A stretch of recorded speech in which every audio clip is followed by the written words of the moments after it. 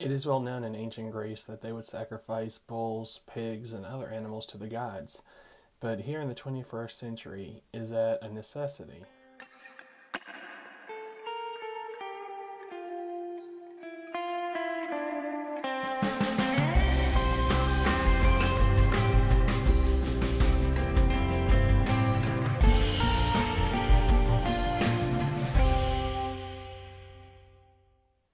So, the gods do not demand a blood sacrifice ever. Even in ancient times, and in some traditions and in some temples, it was actually banned to have animal sacrifice, as in they would rather have vegetation, incense, and cakes made to sacrifice. So, but on the other hand, there were animal sacrifices. There's a famous story in mythology when Prometheus tricked Zeus that explains some of the sacrifice because there were certain portions of the animal that they would sacrifice.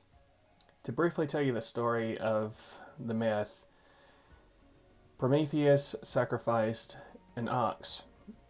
He took the good meat and covered it in organs to make it look disgusting.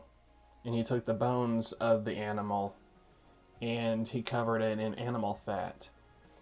And he brought Zeus over and asked Zeus which portion of the sacrifice should the gods have.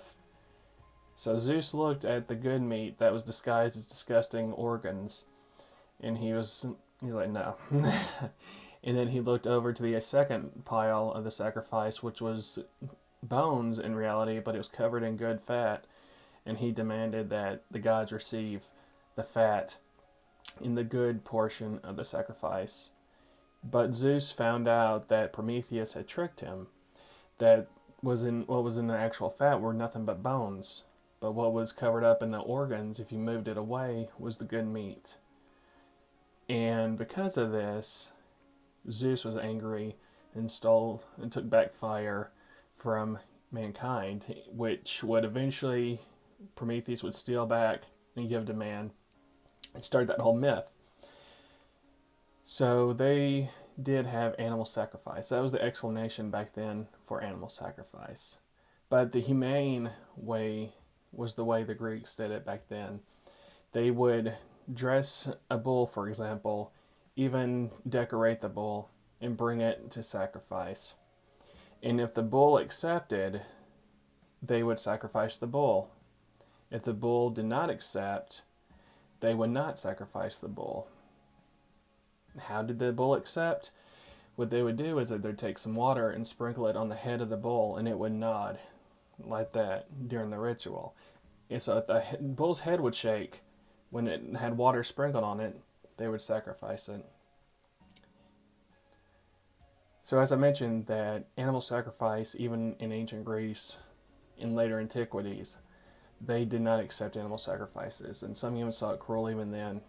That they did not want their pet pigs to be sacrificed because the kids, for example, fell in love with the pigs. And they learned that the gods do not demand a blood sacrifice. Because we gotta realize that, remember Sallustius, he taught us that the gods are without need and want. So the sacrifice is symbolic. It's symbolic. It's not literal. When we sacrifice, the gods don't literally eat the meat that we leave on the altar, for example. It's symbolism for our devotion to the gods of thankfulness. Because once things are sacrificed, they cannot be taken back. And that's especially true with liquid and water in libation. When you pour water out of a pitcher, you cannot put the water back in. When you burn incense, you cannot tell the smoke to go back into that incense cone. That is the meaning of sacrifice. The gods themselves do not actually partake of the sacrifice. It is just symbolism, which is why, again, animal sacrifice is not needed or necessary in modern times.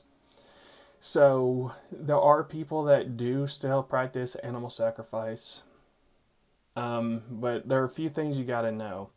One being, is it legal where you are? And also, if you do, please do it humanely. I do not advocate for animal sacrifice. I do not sacrifice animals because the gods do not require it.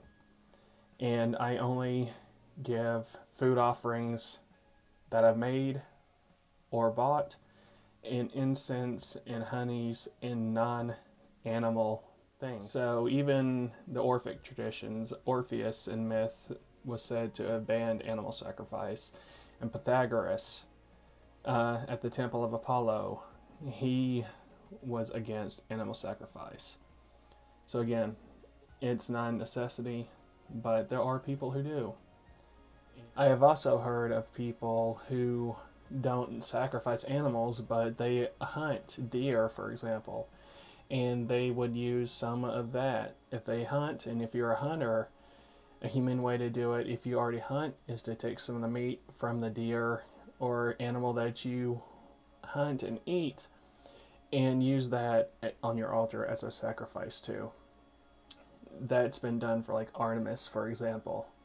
So that's the humane modern way to do it, is if you're a hunter, either sacrifice some of your hunt to Artemis, for example, or you can go to the grocery store and buy some steak or something like that, and that can be used.